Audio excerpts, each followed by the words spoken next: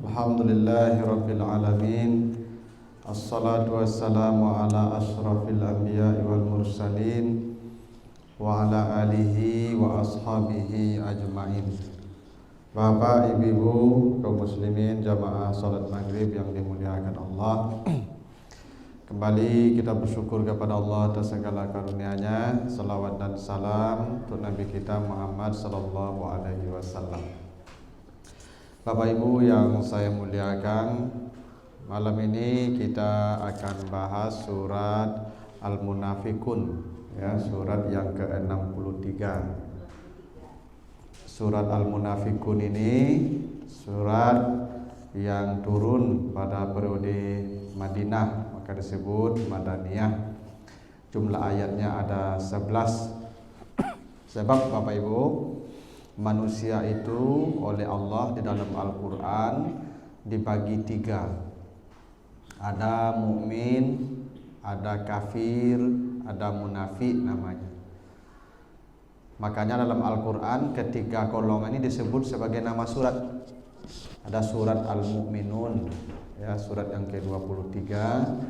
Ada surat Al-Kafirun dan ada surat Al-Munafikun. Tapi sebenarnya Bapak Ibu yang paling sulit itu menghadapi orang-orang munafik ini. Karena kalau orang kafir jelas, ya, hitam putihnya jelas. Ya, kalau mukmin udah jelas juga. Nah, yang munafik ini yang susah kita mendeteksinya. Itulah kenapa Allah menamakannya munafik. Kata munafik ini dari kata nifak. Nifak itu artinya terowongan, lubang rahasia. Itu bahasa Arabnya nifak, ya. Kalau terowongan Bapak dan Ibu, ada pintu masuk di depan, ada pintu keluar di belakang. Apalagi kalau pakai ke lubang Japang, nah lubang Japang itu bahasa Arabnya nifak. Nah lubang Japang kan ada pintu gerbang masuk, tapi di bawah ada ke jalan keluar, itu Pak, jalan tikus namanya. Nah itu kalau kondisi darurat, nah, dia akan keluar dari pintu rahasia. Jadi yang ada pintu rahasia itu namanya nifak, orangnya munafik. Ada yang tampak tapi ada yang disembunyikan. Dan orang munafik ini gampang menyelamatkan diri kalau kondisi tidak menguntungkan. Itu ciri orang munafik itu begitu. Makanya di surat Al-An-Nisa 142, ciri orang munafik itu di ayat 143-nya muzabzabin. Mereka itu gampang berubah. Itu muzabzabin namanya, Ibu. Orang munafik ini tidak punya pendirian. Ya, sifat orang munafik itu kama kancang angin. Nyemaduk situ. Coba baliang-baliang di puncak bukit. Itu makanya orang munafik ini, Ibu, tidak bisa berkawan jenyo loh. Dalam kondisi menguntungkan dia berkawan jawab, tapi kalau tidak menguntungkan, nah, dia musuh jawab itu. Itu makanya orang munafik disebut musuh dalam selimut. Bahaya Pak Ibu. Kalau musuh dalam selimut itu bahaya Pak Ibu. Ya, kalau musuh yang pakai senjata tampak Pak, bisa hati-hati kita. Ini dalam selimut, satu selimut dengan kita musuh itu. Itu makanya menggunting dalam lipatan kan, menuhuk kawan seiring. Memang begitulah orang munafik Pak Ibu. Karena bagi orang munafik itu tidak ada kawan yang abadi. Yang ada itu kepentingan saja. Itu kenapa, ya, di dunia politik ada sebuah semboyan, ya, para politisi itu semboyannya begitu, tidak ada lawan abadi, tidak ada kawan abadi, yang ada kepentingan abadi. Nah, itu semboyan orang munafik itu Pak, ya, semboyan itu semboyan orang munafik itu. Nah, itu makanya menariknya Bapak Ibu, surat Al-Ahzab itu penutupnya tentang azab orang munafik. Bapak Ibu kalau baca ayat 73-nya itu, ya, di penutup surat Al-Ahzab itu azab orang munafik. Al-Ahzab itu artinya partai politik, ya. Jadi Al-Ahzab itu artinya partai politik. Kenapa partai politik itu ditutup dengan cerita orang munafik? Nah, karena memang partai politik ini sangat identik dengan sifat munafik. Makanya, ya Bapak Ibu ya, para politisi ini, ya walaupun tidak seluruhnya ya, kan gampang berjanji-janji Pak. Saya kalau terpilih ini begini gitu ya. Aja lihat terpilih aja besok. Lupanya janjinya Pak Ibu. Karena orang munafik itu suka berjanji. Dan apabila mereka berjanji, itu mereka selalu mengingkari janji dan gampang bagi mereka mengingkari janji itu. Itu kenapa surat Al-Ahzab itu ditutup dengan azab orang munafik. Karena memang partai politik itu identik dengan kemunafikan. Itu. Ya. Jadi orang munafik ini dia Islam, dia salat, dia puasa sama. Cuman dia tidak beriman sebenarnya kata Allah. Makanya kata Allah wa minan nasi may yaqulu amanna.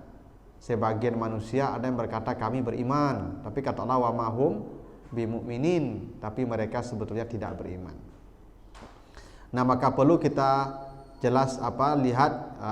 jelaskan apa bentuk ciri identitas karakter orang munafik yang disebutkan di surah Al-Munafikun ini. Jadi orang munafik ini Bapak Ibu itu munculnya di Madinah. Ya. Ketika di Makkah belum ada orang munafik. Ya. Orang munafik itu baru muncul di Madinah. Makanya di Makkah itu yang ada al-kafirun, qul ya ayyuhal kafirun. Nah, belum ada munafikun di situ. Jadi asal muasalnya Bapak Ibu, ya, awal mula kemunculan kaum munafik ini dulu ketika sebelum hijrah ke Madinah di Madinah itu ada dua suku Arab. Suku Aus dan Khazraj namanya. Suku Arab. Karena di Madinah itu ada orang Arab, ada orang Yahudi. Ya, yang hijrah dari Palestina. Kan pernah saya ceritakan kenapa orang Yahudi pindah dari Palestina ke Madinah. Secara besar-besaran mereka pindah. Anak-anak yang main di luar aja namanya Buwana. Kau nak jauh dulu.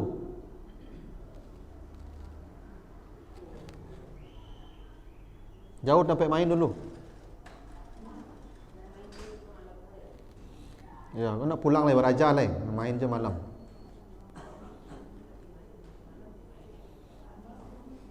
Nah, jadi orang munafik ini Pak Ibu ceritanya di Madinah itu ada dua suku Arab namanya Aus dan Khazraj. Makanya kakek Nabi Abdul Muthalib itu kan orang Madinah. Ya, dulu kakek Nabi itu kan namanya Syaibah. Nah, jadi kakek buyut Nabi Hisham itu menikah dengan orang Madinah ketika dalam perjalanan dagang ke Syam. Nah, itu orang Arab itu. Nah, selain orang Arab ada lagi orang Yahudi.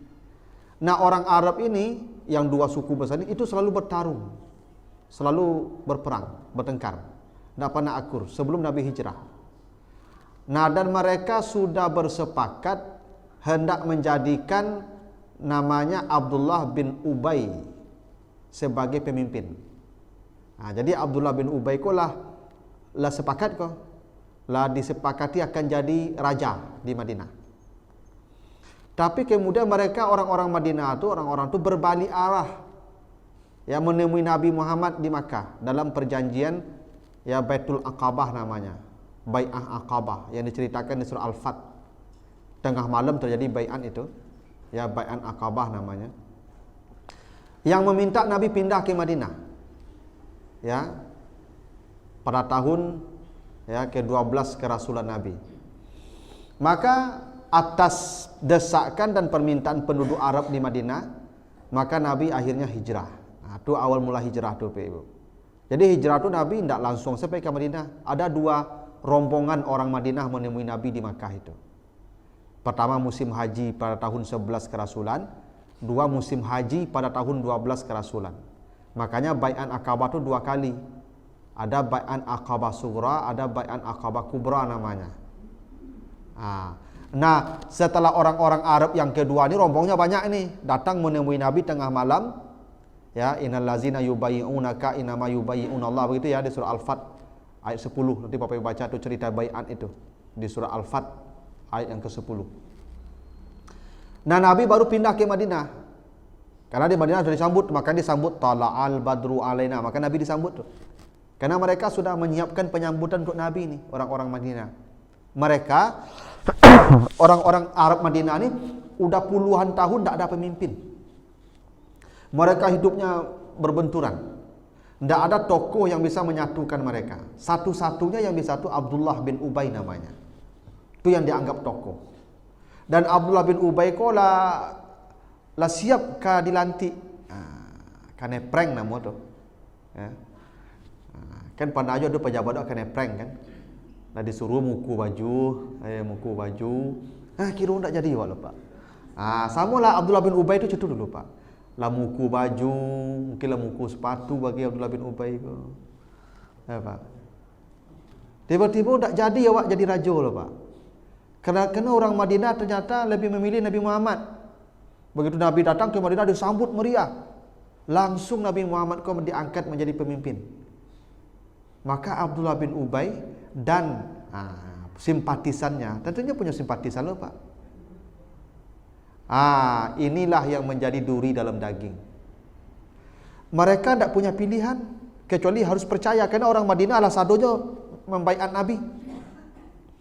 Baiat itu Bapak Ibu dulu belum seperti sekarang kondisi sistem ketatanegaraan. Dulu orang dengan baiat namanya. Baiat itu artinya menjual diri. Baiun itu menjual. Jadi bai'at itu saya jual diri saya pada engkau. Kalau begitu bay'atuka itu artinya kita tidak bisa lagi punya pilihan kecuali patuh pada dia. Maka bai'at ini penting dalam dunia tasawuf, dunia tarekat. Ya, kalau lagi bai'at Pak Ibu, itu kama disuruh guru udah beli bantah itu. Buatlah bai'at. Kita sudah menjual diri kita pada dia. Itu bai'at namanya. Dulu bai'at namanya yubayyi'una. Itu disebutkan di surah Al-Fat tadi itu. Innal ladzina yubayyi'unaka innama yubayyi'unallah, gitu. Nah, semua penduduk Madinah sudah membai'at Nabi. Dari bai'at Nabi ini jadi pemimpin mereka. Tentu Abdullah bin Ubay tersisih. Dia tidak punya pilihan lagi. Kalau tidak membai'at nanti bahaya. Maka ikut pula lah Abdullah bin Ubay ini membaiat dengan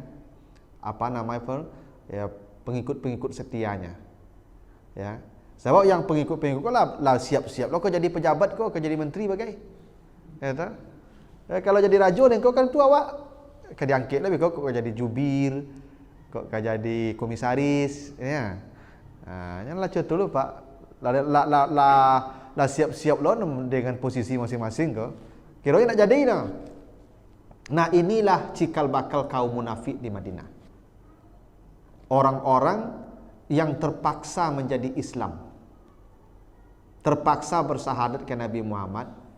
Yang awalnya sebenarnya mereka itu lebih berharap mereka yang menjadi penguasa, tapi mereka tidak punya pilihan. Inilah kemudian yang merongrong Nabi dan pengikutnya dari umat Islam. Yang menjadi musuh dalam selimut tadi. Makanya kekalahan di perang Uhud itu mereka salah satunya itu penyebabnya. Kan Nabi mengatakan ketika perang Uhud itu pasukan di bukit pemanah tidak boleh turun sampai Nabi perintahkan turun. Tapi begitu perang sudah hampir berakhir musuh sudah kocar-kacir. Yang pasukan di bawah sudah sibuk memungut harta rampasan yang ditinggalkan musuh. Abdullah bin Ubay berteriaklah di puncak bukit tadinya. Mangada si kul itu kuranglah ambil barang di bawah, turunlah alai je. Tak sabar lebih turunlah semua. Naiklah Khalid bin Walid ke atas dengan pasukannya. Itu Abdullah bin Ubay itu Pak Ibu.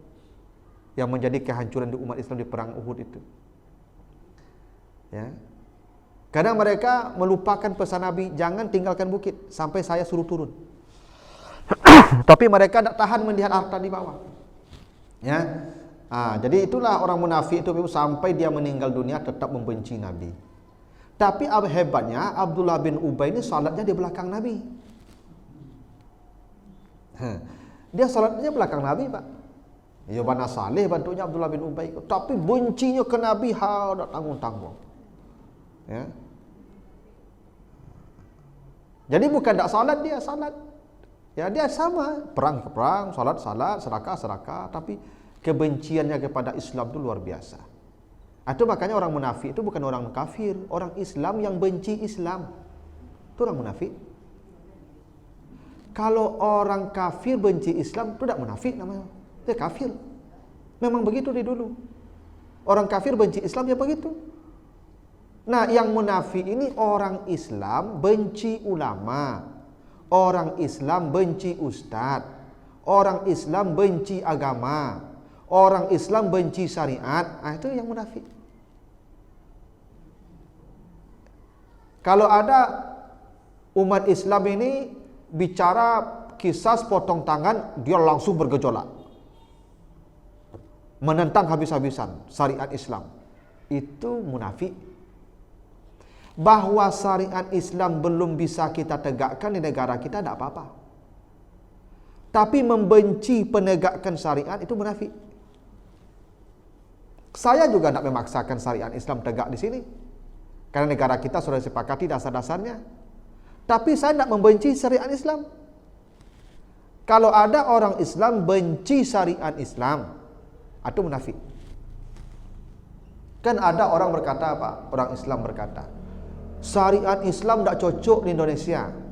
Pertanyaan saya, Indonesia ini ciptaan Allah atau ciptaan siapa? Kok tidak cocok syariat Islam di Indonesia? Syariat Islam belum bisa kita terapkan di Indonesia, atau mungkin bisa, tidak masalah, karena belum bisa. Mungkin pada waktunya bisa. Tetap berusaha kita ke situ.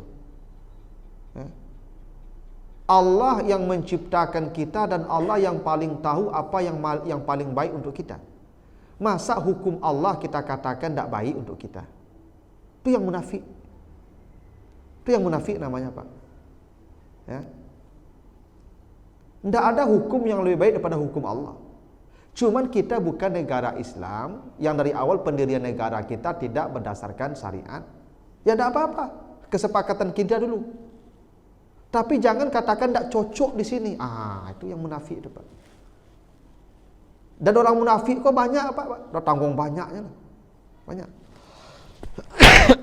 Orang Islam yang benci ajaran Islam itu banyak, sangat banyak. Ya. Nah, itulah orang munafik. Jadi kita susah menghadapi mereka nih. Ini sembahyang sama Jawa. Ya. Ini naik haji sama Jawa. Tapi dia benci dengan Islam, benci dengan ajaran Islam kok. Gitu. Nah, itulah awal mulanya munculnya kaum munafik, dan kaum munafik ini akan terus hadir sampai hari kiamat. Pasti itu, Pak Ibu. Nah, makanya 3 golongan ini diabadikan sebagai nama surat. Ya, mukmin, kafir, munafik. Kalau fasik itu orang Islam. Muslim yang melakukan kesalahan dengan pengetahuannya, itu namanya fasik. Nyo tahu mencuri itu haram, tapi nyo korupsi juga, itu fasik namanya tuh. Nyo tahu berzina itu haram, tapi situ juga, itu namanya fasik namanya tuh. Nah, kalau fasik ini itu personal saja, Pak. Dia tidak benci dengan Islam. Orang fasik ini dia melanggar aturan Allah secara sadar. Ya, toh? Tapi dia tidak benci dengan Islam, tidak benci dengan orang-orang yang baik. Kalau munafik tidak membenci Islam dan aturan agama dan orang-orang menyebarkan agama, itu yang dibencinya. Ini Islam. Itu bedanya. Jadi fasik itu muslim, munafik itu muslim, ya, sama mukmin itu juga sama. Ya, toh? Cuman beda apanya? Karakternya. Ya. Nah, mari kita lihat ayat tentang munafik ini. Ayat pertama kata Allah, iza ja'akal munafiqun qalu nashhadu innaka la rasulullah wallahu ya'lamu innaka la rasulu wallahu yashhadu innal munafiqina lakazibun.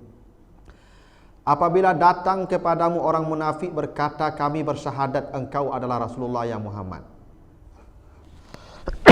Allah tahu engkau rasulnya, dan Allah bersaksi bahwa orang munafik itu sungguh pembohong. Jadi Allah menggunakan iza ja'akal munafikun, apabila datang kepadamu orang munafik. Ja'a itu fi'il madi, iza itu menunjukkan pasti. Jadi orang munafik itu akan selalu dan pasti hadir kepada engkau dan pengikutmu. Nabi Muhammad itu punya pewaris, namanya ulama. Maka orang munafik juga punya pewaris. Jadi Abdullah bin Ubay itu punya pewaris juga, banyak pewarisnya. Ya, Pak. maka pasti orang-orang munafik ini mendatangi Nabi Muhammad. Dan mereka bersaksi menjadi pengikut Muhammad. Jadi mereka bersyahadat. Tapi kata Allah, orang munafik itu kazibun, sungguh pembohong. Bukan berbohong, pembohong. Beda apa? Orang munafik itu bukan yakzibun, kazibun. Kalau yakzibun itu kata kerja. Kata kerja itu temporal. Ya, sekarang, ya, mungkin besok tidak. Atau besok mungkin, ya, sebelumnya tidak. Atau hari ini tidak. Itu namanya yakzibun. Kalau yakzibun mungkin sekarang bohong, kemarin tidak bohong dia. Tapi kalau kazibun, dari dulu sampai sekarang, sampai kapanpun, sampai hari kiamat, dimanapun tetap dia berbohong. Itu namanya munafik. Jadi ciri dominan orang munafik ini bohong. Jadi kalau ada orang penduto, Pak Ibu, ini tuh, ya kan? Kalau ada orang penduto, saya Pak Mauta, saya kan, kalau mengecek nyopreng saya orang sado. Itu makanya, itu, mohon maaf tuh orang-orang itu politisi itu, makanya tuh tidak sekali dua kali berduto loh Pak, acok. Dan mereka tidak ada dosa loh, bentuknya berduto dulu Pak. Ya, supaya orang percaya, yakin memilihnya. Jadi orang munafik itu memang pembohong, bukan berbohong, pembohong. Nah, jadi kalau ada orang begitu Bapak Ibu, nah itu lainnya itu mah munafik. Itu makanya Bapak Ibu, kata Nabi itu apa? Iyyakum wal kazib, hindari bohong. Ya, fa inal kaziba yahdi ilal fujur, karena bohong itu akan membawa kepada dosa besar. Ya. Nah, anak apa yang di belakang, tolong duduk nak, cari induk awak. Cari induk awak, duduk. Nak. Duduk. Duduk tenang ya.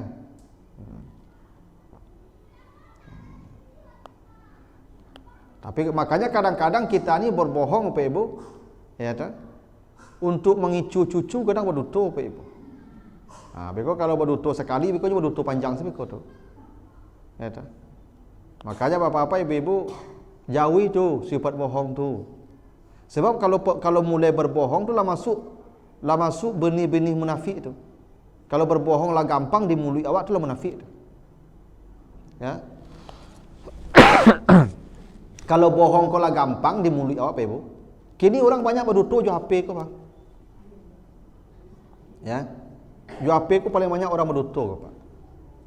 Ya. Apalagi yang berhutang, orang berhutang kau berduto isonya. Ya kan? Kalau telepon orang kan, maaf Pak, di ambo sedang di luar kota. Padahal di rumah. Di mana tu? Di Solo. Betul cik lah itu. Bila orang ke? Lah 2 hari mah. Betul cik lah itu. Ya Pak. Josia, rombongan. Betul cik lah itu. Enak. Tu di mana kini? Kau sedang di hotel kini kau.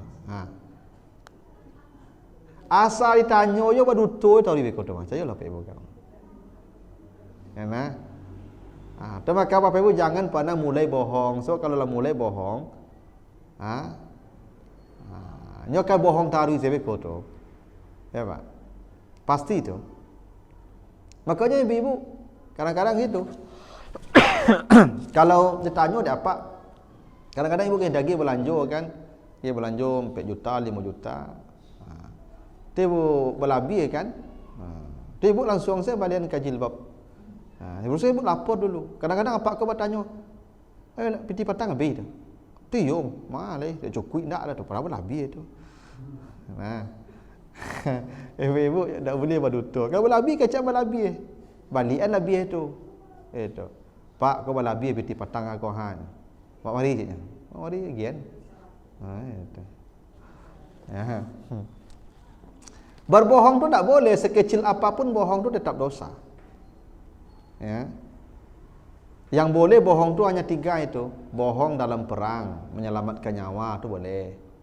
Bohong mendamaikan orang boleh. Ada orang bercakap tapi ingin mendamaikannya, lalu menyampaikan kata-kata yang tadi tidak sebetulnya itu. Boleh berpahala. Yang ketiga, bohong menyenangkan hati istri.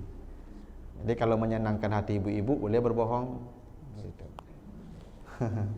Itu boleh Pak. Menyenangkan hati istri, tidak membohongi istri Pak, beda. Kalau ibu masak, itu bertanya masakannya Pak. Padahal masak kau tidak lama sejak Allah loh Pak, tak apa rasa. Kan? Tapi dia nyawa tanya kan apa rasanya. Oh ibu, kalau masak dari dulu tidak berubah loh, mantap. Hanya senang hati itu kalau ibu dipuji itu Pak, nyo ngecek segak 2 jam tuh. Saking senang hatinya. Tuh wah kan berutut itu Pak. Tapi kok jujur ngecek bapak rasanya ada rambas saya nyotong giang kok Pak. Ndak jadi ndak masak sudah dia. Kecewanya ibu-ibu kalau ndak dihargai, ndak dipuji. Memuji bohong tuh boleh. Ya, untuk menyenangkan hati istri. Tapi dari itu lain betul ndak boleh Pak Ibu. Sebab kalau mulai bohong kau, ujung-ujungnya bohong dosa besar. Itu kata Nabi begitu. Bila kau berbohong, ujungnya pasti fujur, dosa besar. Karena untuk bohong pertama kita harus menutupi dengan bohong kedua. Itu pasti itu. Ya. Dan kalau sudah sampai ke level pembohong, itulah itu. Itulah yang disebut dengan khatamallahu ala qulubihim. Allah sudah menutup pintu hatinya. Itu. Karena awalnya fi qulubihim marad. Di hati mereka ada penyakit. Bohong itu penyakit hati. Fazadahumullahu marada. Tapi kalau dia terus tidak mengobatinya, penyakit itu akan bertambah besar. Yang pada akhirnya hatinya mati dan dikunci oleh Allah. Nah, orang munafik itu sudah mati hatinya, Pak. Makanya orang munafik kok Pak, cuapo dia bagi nasihat tak mempan. Siapapun bagi nasihat tak mempan. Itu orang munafik itu Pak. Tak masuk ke hati itu nasihat dah Pak. Coba cari orang-orang, cari saya lagi ni kok di dunia kini kok. Ada orang-orang yang benci dengan Islam tu Pak. Cuapo ka berdebat wak nyonyok ka karyangok sini tu Pak. Cari lagi tak? Cuapo ayat kawak bacokan, dalil kawak bacokan, fakta sejarah kawak sampaikan, nyo tetap dengan ngototnya tu mah. Kenapa hatinya sudah dikunci? Maka orang munafik tu tidak usah berdebat. Ya. Karena hati mereka sudah mati. Ya. Allah sudah stempel hatinya sudah masuk neraka itu, ujungnya tidak ada lagi itu. Ya. Kenapa? Karena penyakit itu tidak mereka obati terus, tidak mereka obati, tapi mereka tambah penyakit itu. Fazadahumullahu marada. Ya. Coba orang-orang munafik itu kalaupun tidak ada malunya loh Pak Ibu. Malunya tidak ada itu orang munafik itu. Kalaupun terbukti salahnya semacam tidak ada malunya lah. Gitu. Nah, itu ciri orang munafik itu pembohong. Itu makanya kadang-kadang anak-anak Pak Ibu jangan diajak-ajak ya nyoba bohong. Gitu. Makanya Nabi Yakub dihukum Allah. Nabi Yakub itu dihukum Allah sampai matanya buta. Itu karena memberi ruang untuk anak-anaknya berbohong. Apa ruang yang diberikan Nabi Yakub untuk anaknya berbohong? Ketika anak-anaknya minta Nabi Yusuf dilepas, ayah, untuk besok tolong berikan Yusuf kesempatan bermain bersama kami. Begitu kan kata anak-anaknya. Apa kata Nabi Yakub? Oh, saya khawatir nanti dia dimakan serigala. Padahal serigala tidak ada makan orang lah Pak Ibu. Yang zibu ya. Zibu tu sama yo wawau. Anjing tu sama jenisnya. Ya. Ada beruang gurun yang ganas ada. Tapi beruang yang zibu tu yang seperti anjing tu. Dan dia tidak makan orang. Makanya di situ disebutkan akalahu zibu, zibu. Karena serigala tu ada bahasa Arabnya sa'lab. Sa'lab tu ganas tu. Tapi dia menyebutnya bukan sa'lab tapi zibu. Nah, sebenarnya Nabi Yakub tahu kalau serigala tidak makan orang. Tapi Nabi Yakub seperti memberi ruang untuk anaknya berbohong, hingga ketika mereka mencampakkan Yusuf, sebenarnya mereka kebingungan apa yang harus dicari alasan. Ingatlah kata bapaknya dimakan serigala. Itu mau pulangnya tengah malam dia, ayah lah dimakan serigala Yusuf. Nah, kan? Itu kesalahan Nabi Yakub tu. Diberikan ruang untuk anak berbohong. Dan itu dosa tu. Itu. Maka jangan jadikan celah mereka berbohong. Maka memang kejujuran tu mahal Bapak Ibu. Dan negara awak kini tu yang langka, Pak. Jujur. Jujur ku yang langka. Kini ku penuh kebohongan senegari ku. Enak. Negari ku kini penuh dengan kebohongan coba. Dulu awal-awal corona, itu corona ku ceritanya dari kelelawar di pasar Wuhan. Ya, Pak. Jadi di pasar Wuhan tu ada orang makan kelelawar ceritanya, Pak. Dari situlah virus ku menyebar. Tapi kini tidak ada sabit kelelawar ko, Pak. Kamalah kelelawar ko kini ko, Pak. Itulah batu kalau cerita oleh Pak. Kata, virus ko virus yang mematikan sehingga orang berjatuhan di jalan banyak. Wah, cari di media sosial lupa. Bergelimpangan orang di jalan-jalan di rumah-rumah sakit. Lalu kemudian lah berjalan, tidak ada lah. Tinggal isolasi di rumah saya. Kebohongan saya, Pak. Kan bohong tuh, Pak.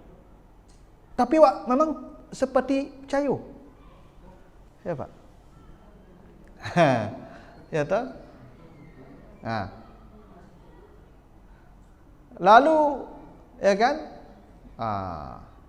Dulu vaksin nih. Vaksin supaya selamat dari corona. Vaksin. Akhirnya tidak selamat corona lah supaya dapat kartu. Masya Allah, Bapak Ibu. Masya Allah. Memang begitulah kebohongan mendunia nih, Bapak Ibu. Jadi memang itulah kemunafikan itu. Penuh tipuan saja. Ya toh? Penuh tipuan. Kazibun. Bohong semua. Maka saya jangan-jangan Dajjal ini sudah muncul dia. Dajjal itu bukan orang, bukan person, tapi Dajjal itu sistem kebohongan. Dunia yang dikuasai sistem kebohongan. Dan kita tidak bisa mengapa-ngapa kecuali tunduk pada sistem kebohongan itu. Ya, Pak. Kan Dajjal itu begitu. Dajjal itu digambarkan berbadan besar, bisa bawa surga dan neraka, tapi dia berbohong, semua ucapannya bohong, itu ya. Dan kita tunduk saja kepada kebohongan dia. Boleh jadi Dajjal itu sebuah personifikasi. Bukan pada person, orang, tapi pada sistem kebohongan. Tapi itulah yang terjadi. Semua penuh kebohongan. Ya, Pak. Coba, pasar buka, mall buka, semua buka. Tapi mahasiswa sampai hari ini tidak boleh ke kampus. Jadi memangnya corona kau takut di kampus? Apa takut di pasar? Ke kampusnya tahu. Padahal aktivitas kampus dengan aktivitas pasar lebih bahaya aktivitas pasar. Ya. Sekolah-sekolah pun bersif-sif. Tapi di pasar tidak ada shiftnya. Di mall tidak ada shiftnya. Jadi ini yang disebut kazibun tu, Pak Ibu. Ya. Kebohongan yang sudah merajalela. Dan kita tidak bisa ngapa-ngapain, Pak. Kalau ada yang berkata benar, ini mulai nih diincar. Ya.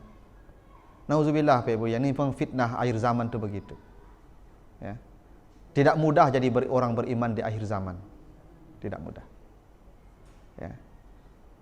Itu makanya tidak banyak manusia yang selamat dari fitnah Dajjal.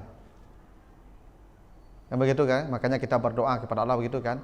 Allahumma inni a'udzubika min fitnati masihid Dajjal, ya. Kita berdoa supaya diselamatkan dari fitnah Dajjal, fitnah kebohongan. Tidak banyak yang bisa selamat, Pak. Kalau ada orang yang tidak mau ikut sistem itu akan dicelakai. Begitulah. Ya, fitnah di akhir zaman nih. Cuman Ya, konsekuensi kita jadi orang beriman begitu. Kalau tidak ikut saja sistem kebohongan itu, kita ya selamat. Tapi kalau jadi orang beriman tetap dalam keimanan, kejujuran, kebenaran, memang tidak senang hidup kita, susah. Tapi begitulah Bapak Ibu ya. Orang munafik itu kata Allah lakazibun. Makanya Bapak Ibu saya sering pesankan kepada jamaah, tolong kejujuran ditanamkan di rumah kita lagi. Berharap kejujuran dari lembaga tidak ada. Media-media sekarang penuh kebohongan. Ya. Penuh kebohongan. Yang benar jadi salah, yang salah jadi benar. Itulah kenyataan. Dan kita tidak bisa membantah itu. Kita tahu, tapi kita tidak bisa membantah. Itu. Maka kita yang harus mulai. Ya, masing-masing kita hidup dalam kejujuran. Ya, hidup dalam kebenaran. Karena orang munafik ini katalah iza ja'aka, dia akan selalu muncul.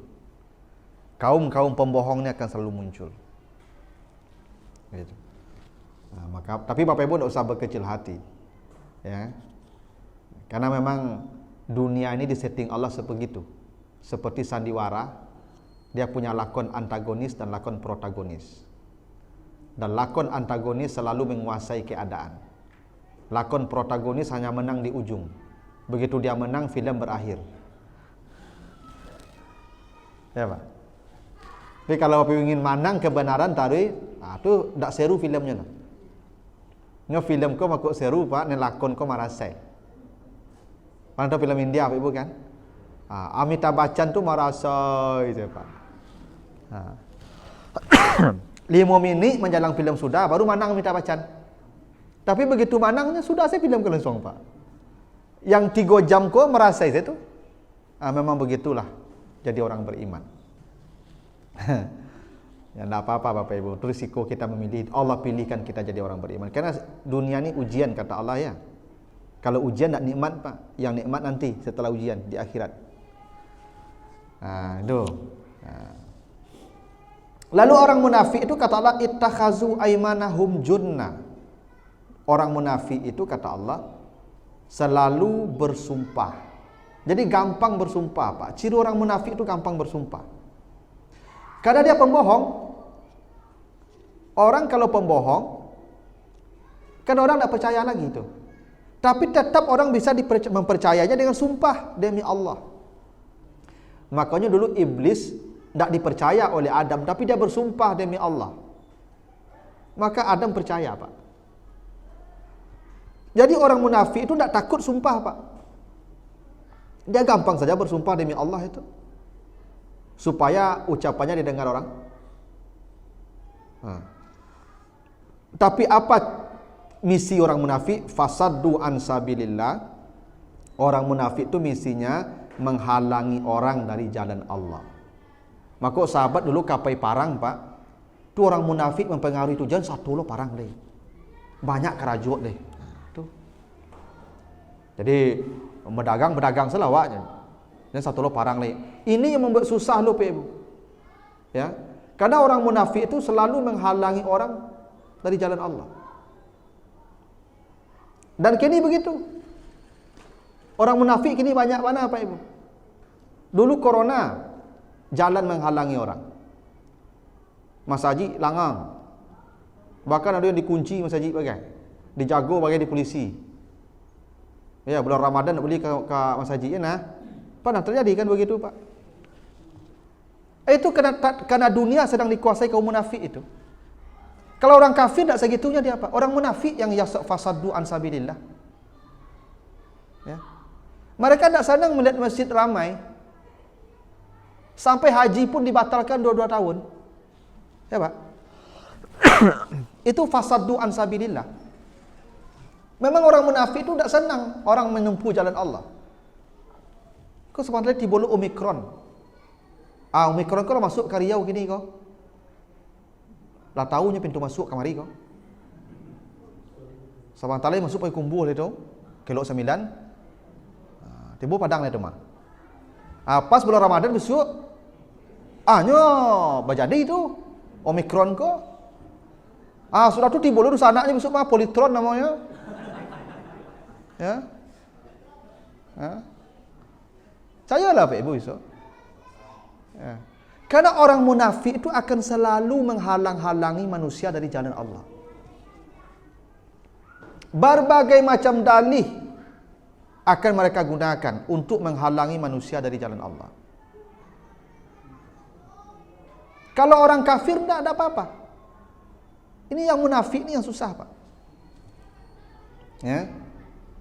Dan semua sekarang sudah kita lihat. Bukti konkret orang munafik itu akan selalu datang.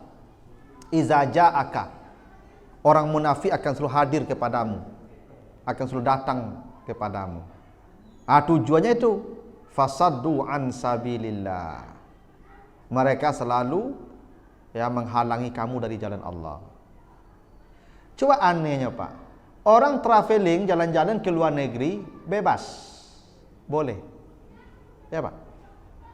Tapi haji belum boleh.